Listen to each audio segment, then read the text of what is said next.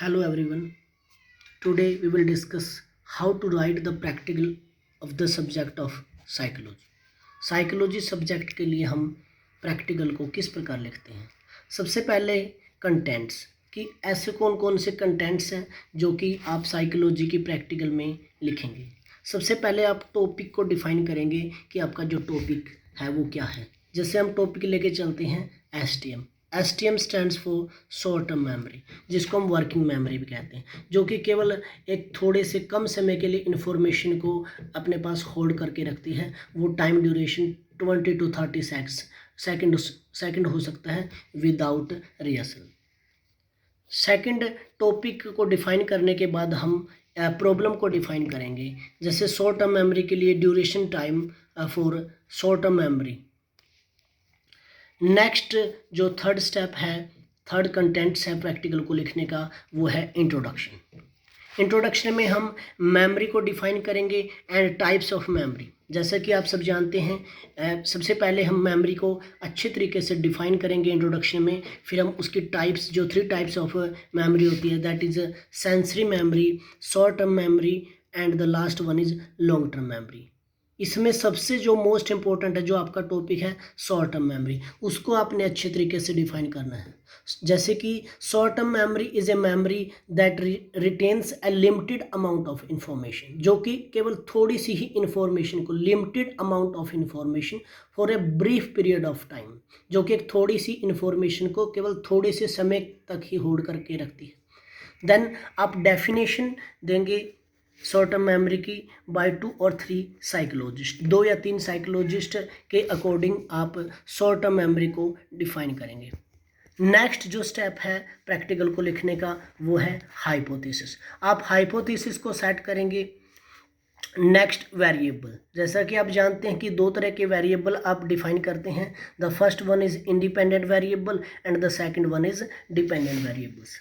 Next जो step है practical को लिखने का, वो है particular of the subject. Particular of the subject में जैसा कि आप सब जानते हैं कि आप name of the subject, age of the subject, gender of the subject, class, area कि रूरल है, अर्बन है। और शॉर्ट टर्म मेमोरी में जो एज लिमिट होती है स्टूडेंट की, वो 12 to 18 ईयर्स, यानी कि हम 12 से 18 वर्ष के बच्चों के ही ऊपर ये शॉर्ट टर्म मेमोरी के जो प्रैक्टिकल है वो डिफाइन करते हैं। नेक्स्ट है स्टेप जो प्रैक्टिकल को लिखने का है, वो है मटेरियल टू बी यूज्ड। आप किस तरह का मटेरियल यूज़ करते हैं। 3 list of words having 10 item each. आप 3 लिस्ट लेके चलेंगे इस प्रैक्टिकल को लिखने के लिए, जिसमें प्रत्येक लिस्ट के अंदर 10 आइटम्स आपने इन्वॉल्व करने हैं। नेक्स्ट, आपके पास पेपर होना चाहिए, पेन होना चाहिए, पेंसिल होना चाहिए, और आपके पास स्टॉप वॉच होना चाहिए, जिसके थ्रू आप टाइम ड्यूरेशन को माप सकते हैं।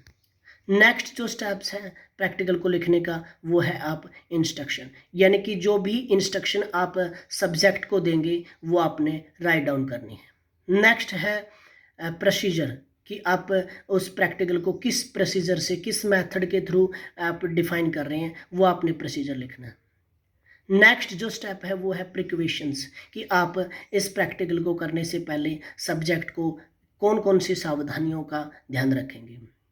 नेक्स्ट जो स्टेप है वो है रिजल्ट, यानी कि आपका जो रिजल्ट आया है उसमें आपने जो आपका हाइपोथेसिस आप स्टार्टिंग में लेके चले थे वो आपका रिजेक्टेड है या फिर एक्सेप्टेड है।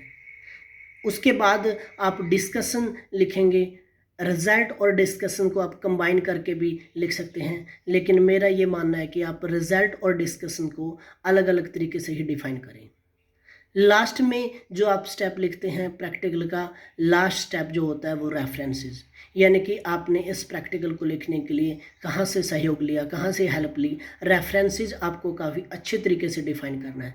मोस्ट इम्पोर्टेंट जो मैं लास्ट में आपको बताऊंगा वो है टेबल, जो कि आपको रिजल्ट के पेज के बिल्कुल सामने लिखनी होती है। टेबल, जो भी आपने टेबल बनाई, जो आपका रिजल्ट आया, वो आपने टेबल के अंदर अच्छे तरीके से डिफाइन करना है।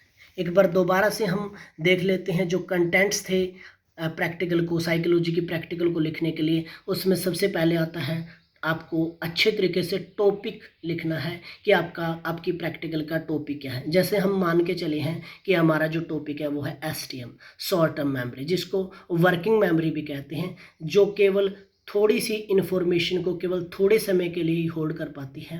वो टाइम 20 to 30 सेकंड्स हो सकता है विदाउट रिहर्सल, बिना रिहर्सल के।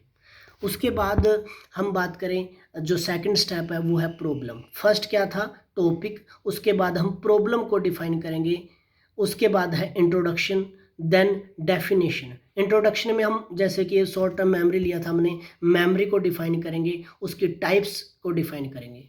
डेफिनेशन आप अच्छे तरीके से अकॉर्डिंग टू साइकोलॉजिस्ट, उसमें आप किसी भी प्रकार का बदलाव नहीं कर सकते।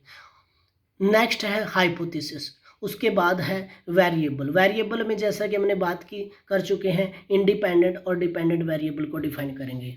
पार्टिकुलर ऑफ द सब्जेक्ट में जो सब्जेक्ट का नाम है, उसकी एज है, उसका जेंडर है, उसकी क्लास है, उसका एरिया है, वो डिफाइन करेंगे। मटेरियल जो भी आपने यूज किया उस प्रैक्टिकल को बनाने के लिए, वो मटेरियल आप लिखेंगे कि इस मटेरियल का हमने यूज किया। इंस्ट्रक्शन, आप सब्जेक्ट को जो भी इंस्ट्रक्शन दे रहे हैं वो आप सब लिखेंगे। प्रिक्वेशंस, प्रोसीजर्स, रिजल्ट, डिस्कशन, ये सारी चीज़ें आप लिखेंगे। अंत में आप रेफरेंसेस जरूर लिखना, और जैसा कि मैं पहले भी बात कर चुका हूँ कि टेबल आपको ज़रूर बनानी है। Thank you.